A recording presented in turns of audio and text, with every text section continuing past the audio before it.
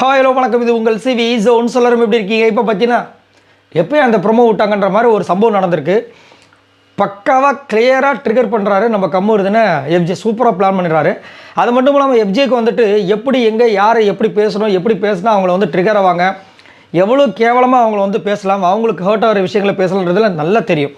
அதனால தான் இங்கே வந்து இவ்வளோ பெரிய பிரச்சனை நடக்குது. இதன் மூலமாக வந்துட்டு கம்பூருக்கு ரெட் கார்டு கொடுக்குன்னு சொல்லிட்டு ஒரு பக்கம் ஒரு கும்பல் வந்து கத்திட்டு இருக்காங்க. ஏன்னா அந்த அளவுக்கு பேசியிருக்காரு. ஸோ அதை பார்க்கலாம். அதுக்கு முன்னாடி பார்க்குற எல்லாரும் நம்மளோட சேனலை சப்ஸ்கிரைப் பண்ணிட்டு பாருங்கள், லைக் பண்ணுங்கள், கமெண்ட் பண்ணுங்கள், ஷேர் பண்ணுங்கள். இப்போ வாங்க அந்த வீடியோக்குள்ளே போகலாம். என்ன ப்ரோமோ வந்திருக்கு, அன்சீன் ப்ரோமோ வந்திருக்கு அப்படின்னு கேட்டிங்கன்னா, கம்பூருக்கு எஃப்ஜேக்கும் சரியான ஒரு சண்டை அடித்தடி லெவலுக்கு போகுது. கெட்ட வார்த்தையில் எக்கச்சக்கமாக விட்டுருப்பார் போல இருக்குது. அது எப்படி ஸ்டார்ட் ஆகுது அப்படின்னா, இவர் இந்த பக்கம் இருக்கார், எஃப்ஜே இருக்கார்.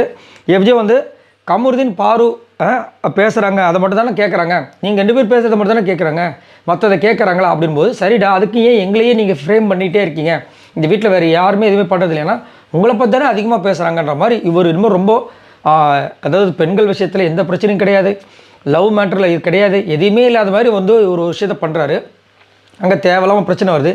நீ யாரை இதை பற்றி கேட்க அப்படின்போது அவரும் வந்துட்டு நீ யார் இதை பற்றி கேட்க அப்படின்போது அப்படி அப்படியே போகுது. சரி சொல்லு ஏதோ ஒன்று சொல்கிறாரு. உடனே ஒரு டென்ஷன், என்னடா சொல்லணும்னு சொல்லிட்டு முறைக்க போகிறாரு. அதை வந்து அடிதடியாக, அதாவது இந்த இவர் ஆல்ரெடி எஃப்ஜே பண்ணார்ல, அதுக்கு ஏதாவது வரைக்கும் ரெட் கார்டு எல்லோ கார்டு ஏதாவது வந்திருக்கா, அதே விஷயங்கள்லாம் இப்போ நடக்குது. சரிங்களா? இவர் முறைக்கிறாரு. அதுக்கப்புறமா பேசுன்னு சொல்லிட்டு இது ஏதோ ட்ரிகர் பண்ணுறாரு. அவர் கெட்ட வார்த்தைகள் அதிகமாக யூஸ் பண்ணிட்டு போல இருக்குது. அதுக்கு வந்து பின்னாடி பேக்ரவுண்ட் மியூசிக்லாம் போடுறாங்க. ஸோ அதுங்களே பார்த்தீங்கன்னா நான் சரி என்ன தான் பேசியிருப்பாங்க, சோஷியல் மீடியாவில் பார்த்தா ரெட் கார்டு கொடுக்க போகிறாங்கன்ற மாதிரி போட்டாங்க. அதுக்கு முன்னாடி கமருதீன் வெளியேற்றப்பட்டார். நம்ம ஒரு இந்த இன்றைக்கி நைட்டு வரும், இதை வச்சே வந்துட்டு போட்டுருவாங்க. ஸோ இங்கே என்ன நடக்குதுன்னா, ட்ரிகர் பண்ணுறவங்களும் விட்டுறாங்க, ட்ரிகர் பண்ணதுக்கப்புறமா கத்துறவங்கள பிடிச்சிக்கிறாங்க. இது எப்படி எந்த விதத்தில் நியாயம் எனக்கு ஒன்றும் புரியல.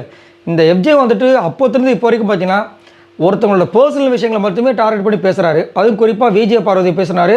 இப்போ ரொம்ப புதுசாக கமருதீன் கிட்ட வந்திருக்காரு. ஆனால் விஜய பார்வதி சரி ஃப்ரெண்டு போய் தொலைன்னு விட்ருவாங்க, கமருதீன் அதனால் வச்சு செய்கிறாரு. ஆனால் அடுத்தவங்களோட பர்சனல் விஷயத்தை பற்றி பேசக்கூடாதுன்னு கமலஹாசன் அவர்கள் எவ்வளோ ஸ்ட்ரிக்டாக வார்னிங் கொடுத்தாரு.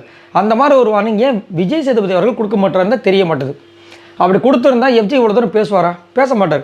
இப்போ கோர்ட்டில் கூட பார்த்தீங்கன்னா பெரிய லாயர் ஃபேமிலின்னு சொன்னான்னு சொல்லிட்டு ஏதோ ஒரு விஷயத்தை வந்து பேசும்போது விஜய் பார்வதி அங்கே கத்துறாங்க. ஆனால் அங்கே எதுவுமே நியாயம் கிடைக்க மாட்டேது. நான் என்ன கேட்குறேன்னா, இங்கே அவங்க வந்து ப்ளே பண்ணும்போது அவங்கள பற்றி என்ன விஷயங்கள் இருக்குது, விமர்சனங்கள் இருக்குது, அதை வைக்கலாம். அது அவங்களோட பர்சனல் விஷயங்களை வந்து எப்படி நீங்கள் கேம் கொண்டு வருவீங்க? இவங்க விளையாடுற கேமில் இந்த மாதிரி ஃப்ளாஸ் இருக்குது, அது மாதிரி எதாவது சொல்லலாம். அவங்க லவ் பண்ணுறாங்களோ லவ் பண்ணலையோ, இப்போ லவ் பண்ணுறதை கன்ஃபார்ம் வச்சு நீங்கள் என்ன போய் தாள் எடுத்து கொடுத்து அவங்களுக்கு 10,000 நகையை போட்டு கல்யாணம் பண்ணி வைக்க போகிறீங்க?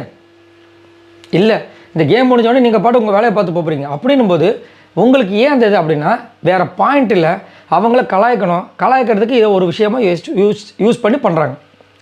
இது எந்த விதத்தில் நியாயம்? இதை வந்து ஸ்ட்ரிக்டாக பிக் பாஸே வந்து ஒரு வார்னிங் கொடுக்கலாம், ஆனால் கொடுக்க மாட்றாங்க. ஏன்?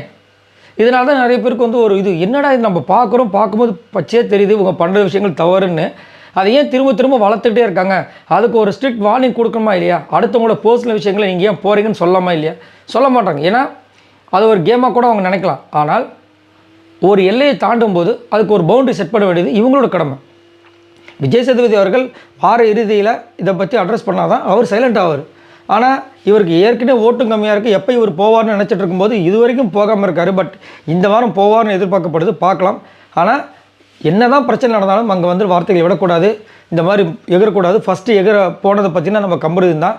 ஸோ அதனால் கண்டிப்பாக பிரச்சனை இருக்கிறதுக்கு வாய்ப்பு எக்கச்சக்கமாக இருக்குது. ஆனால் வாய்ப்பு இருக்கிறதுன்ற ஒரு விஷயத்தை பயன்படுத்தி அவருக்கு ரெட் கார்டு கொடுப்பாங்களான்றது கிடையாது. ஏன்னா இந்த மாதிரி நிறைய விஷயங்கள் எஃப்ஜேவே பண்ணியிருக்காரு.